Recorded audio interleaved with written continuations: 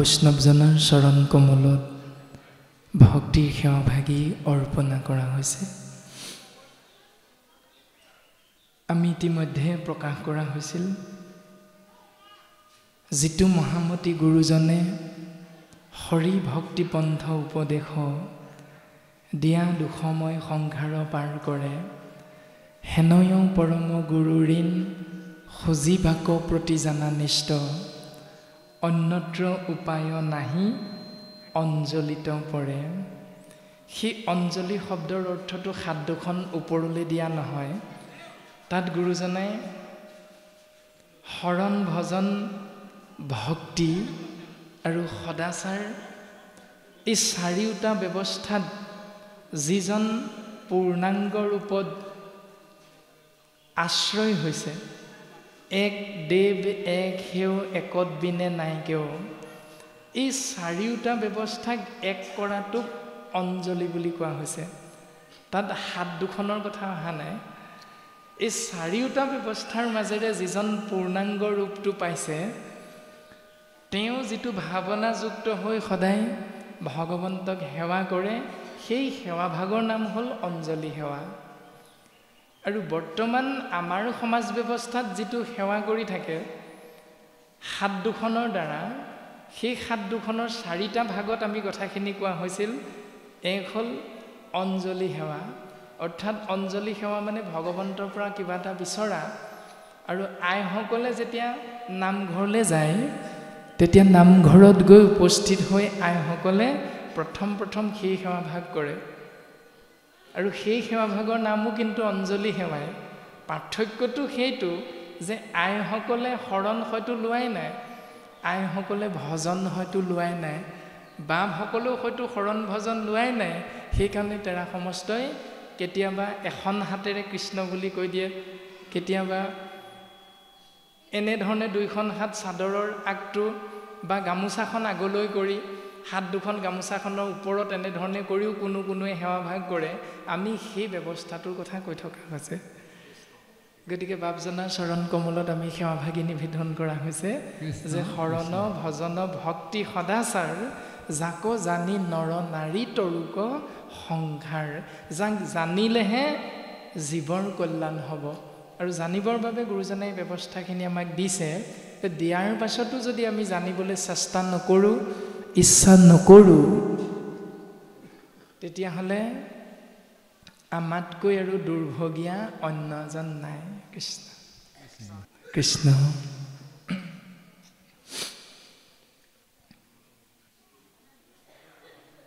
নাৰদে সুধিছে ব্যাসক যে সেই ব্যাস, চাৰিও বেদক কৰিলাহা শাখা ভেদ, যাৰ যেন জাতি ধৰ্ম দিলা পৰিছেদ। তুমি চাৰি বেদ প্ৰকাশ কৰিলা, 14 শাস্ত্ৰ প্ৰকাশ কৰিলা,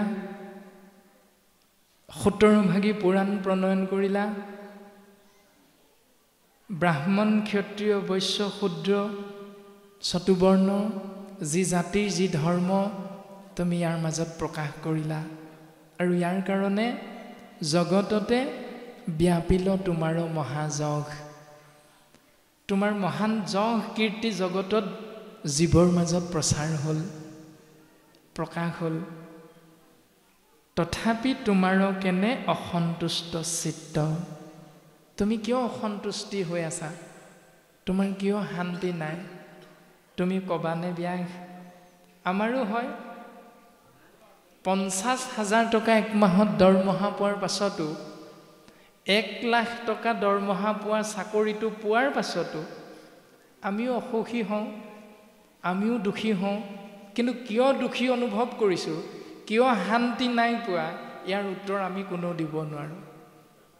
বাস্তৱ পৃথিৱীখনত আমাৰো এইটো হয়।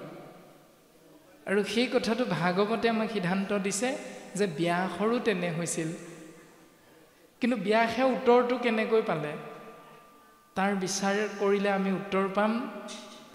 এৰা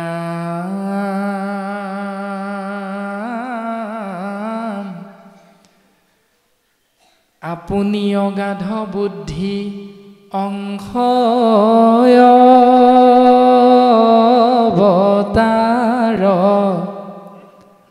পুচুহো তোমাত কৈও কাৰণ ইহাৰ তুমিওতো ভগৱন্তৰ অংশ অৱতাৰ হে দেৱঋষি নাৰদ মই এই বেমাৰটোৰ ঔষধটো বিচাৰি পোৱা নাই মই তোমাকেই সুধিছোঁ হে দেৱঋষি নাৰদ তুমি মোৰ বেমাৰটোৰ ঔষধটো দিয়া আমেৰিকা আৰু ভাৰতবৰ্ষৰ মাজত যদি আমি তুলনামূলকভাৱে চিন্তাটো কৰোঁ আমেৰিকাৰ সংবিধান আৰু ভাৰতবৰ্ষৰ সংবিধানখনৰ মাজত এটা বিশেষ শব্দৰ পাৰ্থক্য আছে আমাৰ ভাৰতবৰ্ষৰ সংবিধানখনত তুমি আপুনিৰ প্ৰাধান্যতাটো বেছি আমেৰিকাৰ সংবিধানখনত মই প্ৰাধান্যতাটো গুৰুত্বতাটো বেছি অৰ্থাৎ ভাৰতবৰ্ষৰ সংবিধানখনত আপুনি তুমিৰ প্ৰাধান্যতাটো যদি আমি চিন্তা কৰোঁ তেতিয়াহ'লে উত্তৰ পাম কেঞ্চাৰ বেমাৰৰ ঔষধটো ডাক্তৰে কেতিয়া উদ্ভাৱন কৰিব আৱিষ্কাৰ কৰিব কিন্তু আমেৰিকাৰ সংবিধানখনত লিখা আছে মইৰ গুৰুত্বতা অৰ্থাৎ সেই কেঞ্চাৰ বেমাৰৰ ঔষধটো সি উলিওৱাৰ আগত মই কেনেকৈ আগতে উলিয়াব পাৰোঁ পাৰ্থক্যটো সেইটো ভাগৱতেও সেইটো সিদ্ধান্ত দিছে আমাক যে তেওঁৰ কি ভুল আছে সেইখন সমাজৰ নীতি নিয়ম কি ভুল এইটো ভাগৱত দৰ্শন নহয় ভাগৱত দৰ্শন হ'ল মোৰ মনটোৰ লগত মোৰ শৰীৰটোৰ লগত মোৰ বাক্যৰ লগত কোন কেইটা নিয়ম ভুল হৈ আছে সেইটো শুদ্ধ কৰি ল'ব লাগে এইটো ভাগৱত দৰ্শন ভাগৱত দৰ্শন আত্মবিশ্লেষণ অৰ্থাৎ নিজক চিনি পাবলৈ শিকা তেওঁ কি ভুল কৰিছে এইটো চাই থাকিবলৈ আমাক ঠিকাটো কোনেও দি থৈ যোৱা নাই গতিকে আমি সেইবিলাক ঠিকা লৈ সমাজৰ দায়িত্ব পালন কৰিবলৈ বৰ বেছি চিন্তা কৰাতকৈ মোৰ লগত মোৰ ভাৱনাৰ লগত মোৰ মনৰ লগত মোৰ শৰীৰটোৰ স্বভাৱ চৰিত্ৰটোৰ লগত ভাগৱতে কোৱা কোনটো নিয়ম বিয়োগ হৈ আছে তাক আমি যোগ কৰি ল'ব লাগে এইখিনি কথা ভাগৱতে আমাক সুন্দৰভাৱে সিদ্ধান্ত দিছে ও যিটো বাক্যে নাই নাম কৃষ্ণৰ চৰিত্ৰ উচিষ্ট গৰ্তটো কৰি সিহিয় পবিত্ৰ আমি মুখেৰে উচ্চাৰণ কৰা প্ৰত্যেকটো বাক্যত কৃষ্ণ নামটো যদি যোগ হৈ থকা নাই তেতিয়াহ'লে সেই বাক্যবিলাকক উচিষ্ট গৰ্তটো কৰি সি অপবিত্ৰ বুলি কৈছে উচিষ্ট মানে এৰেহা গৰ্ত মানে গাত অপবিত্ৰ মানে লেতেৰা আমি খাই যিবিলাক এৰি থৈ যাওঁ পাতখনৰ সহিতে সেই ব্যৱস্থাখিনি আমি সামৰি সুতৰি য'ত পেলাই দিমগৈ সেই স্থানডোখৰৰ নাম আমাৰ অসমীয়া সমাজত চোৱা পাতনি বুলি কয় ৰাতিপুৱা বিচনাত চকুকেইটা মেলাৰ লগে লগে ৰাতি পুনৰ 10 বজাত বিচনাত চকুকেইটা জপাই দিয়া সেই সময়খিনিলৈকে আমি এই সংসাৰখনত ঘূৰি ফুৰোতে যিমান ব্যক্তিক লগ পাম সেই ব্যক্তিসকলৰ লগত আমি যিমানখিনি কথা আলোচনা কৰিম সেই কথাখিনিৰ মাজত যদি কৃষ্ণ নামটো নাই সোমোৱা তেতিয়াহ'লে প্ৰত্যেকটো বাক্যই চোৱা পাতনিতকৈও লেতেৰা বাক্য বুলি কৈছে যিজন মানুহে সেই নিয়মটোকে সদায় পালন কৰি আছোঁ সেই মানুহজন কিমান লেতেৰা হ'ব পাৰে আমি চিন্তা কৰিব লাগে আৰু সেই মানুহজন কেনেবাকৈ মই হৈছোঁ নেকি আকৌ এইটো নিজক সুধিব লাগে সেইটোৱে হ'ল ভাগৱত দৰ্শন কিয়নো আকাশে সঞ্চৰে ৰবি ৰথ যেন বায়ু সূৰ্যৰ লগতে জগতৰ হৰৈ আয়ু আকাশ মাৰ্গত পূব প্ৰান্তত যেতিয়া সূৰ্য উদয় হয় পশ্চিম প্ৰান্তত যেতিয়া সূৰ্য মাৰ যায় সেই সময়খিনিৰ ভিতৰত এজনে অন্যজনক সুধিলে বোলে বাপু তোমাৰ বয়সটো কিমান তেতিয়া আমি আমাৰ বয়সটোৰ কথা কৈ দিম যদি আজি মঙ্গলবাৰ, যদি আজি বুধবাৰ, যদি আজি বৃহস্পতিবাৰ, তেতিয়াহ'লে সেই বাৰটো অনুসৰি আমি নিজৰ বয়সটো কথা কৈ দিম। আৰু যেতিয়া সূৰ্য পশ্চিম দিগন্তত মাৰ গৈ আন্ধাৰ হ'ব, পাছদিনা যেতিয়া আকৌ পূব প্ৰান্তত সূৰ্যৰ উদয় হ'ব, তেতিয়া আমাক যদি সোধে বোলে বোপা তোমাৰ বয়স কিমান, যদি আগদিনা কৈছিলোঁ 5 দিন, কিবা এটা বছৰ কৈ পানি, তেতিয়া 5 দিনা আমি ক'ম 6 দিন। অৰ্থাৎ সূৰ্যৰ লগতে জীৱৰ আয়ুসবিলাক গণনা কৰা যায়। ভাগৱতে এই সিদ্ধান্তটো দিছে। আৰু সেই বৰ্ষটোৰ ভিতৰত যিজনে একক্ষণ মানে যিটো শুনৈ কৃষ্ণ কথা, তাৰ বিনে আনৰ জীৱন যায়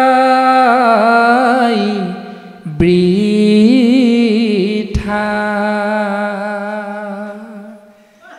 সেই সময়খিনিৰ ভিতৰত যিজনে এক মুহূৰ্তৰ বাবে কৃষ্ণ কথা শুনাৰ সৌভাগ্যৱন্ত হ'ল, সেই সময়কণৰ বাহিৰে যিমান বছৰ, যিমান দিন, যিমান মাহ এজন ব্যক্তিয়ে, মনুষ্যই এই সংসাৰত পাৰ কৰিলে, সেই সমস্তখিনি দিন বৃথা বুলি শাস্ত্ৰই সিদ্ধান্ত দিছে। তো সেইটোকে আমি চিন্তা কৰিব লাগে যে আজিৰ এই দিনটো আমাৰ কাৰণে ভাল দিন নে বেয়া দিন এতিয়া। কাৰণ আমি কৃষ্ণ কথা শুনিবলৈ সকলোৱে আসনত বহি লৈছোঁ। এনেকৈ কৃষ্ণ কথা শুনিবলৈ, আলাপ আলোচনা কৰিবলৈ যদি আমি এই 2024 বৰ্ষৰ কেৱল আজিৰ দিনটোতহে সৌভাগ্যৱন্ত হ'লোঁ, তেতিয়াহ'লে বাকী 364 দিনেই আমাৰ বেয়া দিন বুলি শাস্ত্ৰই ঘোষণা কৰিছে। তো সেই বেয়া দিনকেইটাত যদি আমি মৰিলোঁ, তেতিয়াহ'লে আমি পোনে পোনে নৰক। আৰু যদি ভাল দিনটোত আমাৰ মৃত্যু হ'ল, তেতিয়াহ'লে পোনে পোনে স্বৰ্গ। আৰু কৰ্মটো যদি শাস্ত্ৰসন্মতে শুদ্ধ হৈছে, তেতিয়াহ'লে পোনে পোনে বৈকুণ্ঠ। এই সিদ্ধান্ত 3টা শাস্ত্ৰই আমাক সুন্দৰভাৱে দিছে। আৰু দেৱৰ্ষি নাৰদে ব্যাসক কৈছে, হে ব্যাস, তোমাক মই তোমাৰ বেমাৰটোৰ ঔষধটো দিব বিচাৰিছোঁ, শুনা। এৰাম নাৰদ বদতি মহা ঋষি শুনা ব্যাস, তুমি সি কৰিলা সবে জগতকে নাশ, নিৰন্তৰে পশুৰ লৱাইলা তুমি প্ৰাণ, নাহি মন্দ কৰ্ম আৰ হিহাৰ সমান। ব্যাস, তুমি গোটেই জগতখন ধ্বংস কৰি পেলালা। কেনেকৈ, কিয়? সিদ্ধান্ত দিছে, নিৰন্তৰে পশুৰ লোৱাইলা তুমি প্ৰাণ। তুমি বিনা কাৰণত পশু পক্ষীবিলাকৰ প্ৰাণ হৰণ কৰা যিটো নিয়ম, তুমি 4 বেদ 14 শাস্ত্ৰ 17 পুৰাণত প্ৰকাশ কৰিলা। নাহি মন্দ কৰ্ম আৰু ইহাৰ সমান। ইয়াতকৈ বেয়া কৰ্ম আৰু বেলেগ একো নাই ব্যাস। আকস্মিতে লোকক কৰাইলা হিংসা ধৰ্ম, নুবুজিলা তুমিও বেদৰ তত্ত্ব মৰ্ম। গৰিহিত কৰ্মকো কহিলা ধৰ্ম বুলি, তোমাৰ বচনে লোক নাখিল সমলি। তুমি বেয়া কামবিলাককে ভাল বুলি এইবিলাক শাস্ত্ৰত তুমি লিখি দিলা। সেইকাৰণে তোমাৰ বাক্য পালন কৰিবলৈ গৈ জীৱবিলাক অধোগতি যাবলৈ ধৰিলে ব্যাস। স্বভাৱে লম্পট বিষয়ত অনুৰাগ, স্বৰ্গ পাইব বুলি ৰংগে কাটে শংখ চাগ। স্বাভাৱিকতে মনুষ্য নামৰ জীৱবিলাক বিষয়ত অনুৰক্ত লম্পট তেওঁলোকে স্বৰ্গলৈ যাব পাৰিম বুলি তুমি বান্ধি দিয়া সেই নীতি নিয়মবিলাককে পালন কৰিবলৈ যৎপৰোনাস্তি চেষ্টা কৰিলে কৰৈ নানা হিংসা ধৰ্ম নানা দেৱ পূজৈ পুণ্যক্ষণ ভৈলে দোনাই নৰকত মজৈ নানা হিংসা ধৰ্ম নানা ক্ষুদ্ৰ ক্ষুদ্ৰ দেৱ দেৱতাক পূজা কৰা স্বৰ্গলৈ যাব পাৰিম বুলি নানা জীৱক হত্যা কৰা ইয়াৰ দ্বাৰা জীৱবিলাকে পৰম গতিৰ বিপৰীতে অধোগতি হ'ল সেইকাৰণে সেই ব্যাস যদি জ্ঞানী গণে তাক কৰৈ নিবাৰণ আউৰ তাৰ বাক্যক নমানৈ একোজন যদি এটা সময়ত কোনো জ্ঞানী পুৰুষে কয় যে হেৰা ইমান মৰমত পোহপাল দিয়া হাঁহ পাৰ ছাগলী কুকুৰা গৰু মহ আদি পোহনীয়া জন্তুবিলাকক জীৱবিলাকক কেইটামান টকা বেছিকৈ পাম বুলিয়ে সেই ক্ষুদ্ৰ দেৱতা দুৰ্গা দেৱীৰ আগত হত্যা কৰাৰ যি বলি দিয়াৰ নিয়ম এইটো ব্যাসে ক'লে বুলিয়ে আমি নকৰোচোন দিয়া এই বুলি যদি কোনো এজন জ্ঞানী পুৰুষে নিয়মটোত বাধা প্ৰদান কৰে তেতিয়া বাকীসকলে সেই জ্ঞানী পুৰুষজনক কি বুলি ক'ব জানানে ব্যাস ও বুলৈ উপালম্ভ কৰি বচন খণ্ডিত ব্যাসতো অধিক ভৈল হেহেন্তে পণ্ডিত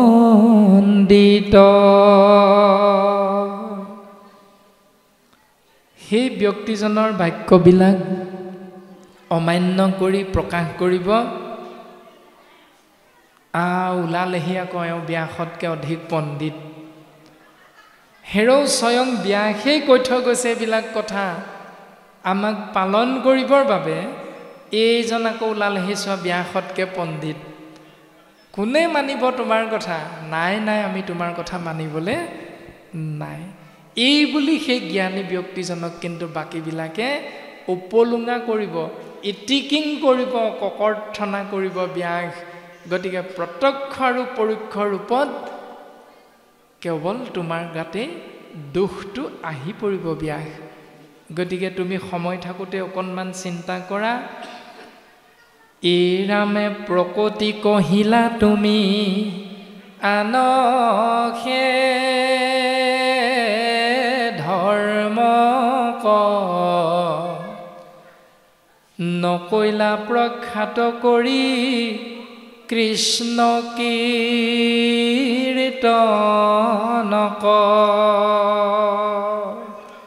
তুমি পোনপটীয়াভাৱে 4 বেদ 14 শাস্ত্ৰ 17 ভাগী পুৰাণত কেৱল আন দেৱ ধৰ্মবিলাকৰ কথাহে ক'লা যিটো মায়াময় দেৱ ধৰ্ম নকৈলা প্ৰখ্যাত কৰি কৃষ্ণ কীৰ্তনক তুমি কৃষ্ণৰ কীৰ্তন কৰিলে যে জীৱৰ কল্যাণ সাধন হ'ব এই পৰম সত্যটো তুমি সেই শাস্ত্ৰবিলাকত জীৱৰ মংগলৰ অৰ্থে প্ৰকাশ নকৰিলা ব্যাস আৰু সেইকাৰণে কি হ'ল ও সিজিল তোমাতৰিখি পৰম ন্যায় নাহি সুস্থ চিত্ত তব এহি হে অভিপ্ৰায়